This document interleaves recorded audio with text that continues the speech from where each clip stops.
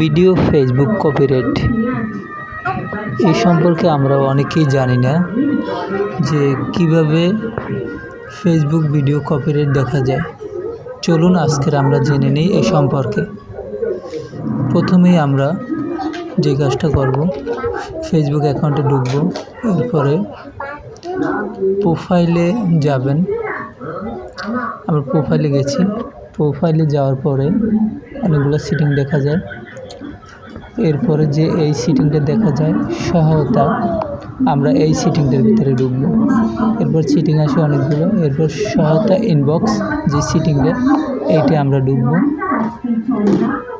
এরপরে দুইটা সেটিং আসছে, এরপরে আমরা দেখব যে আপনার অ্যালার্ট, এই অ্যালার্টের ভিতরে ঢুকবেন।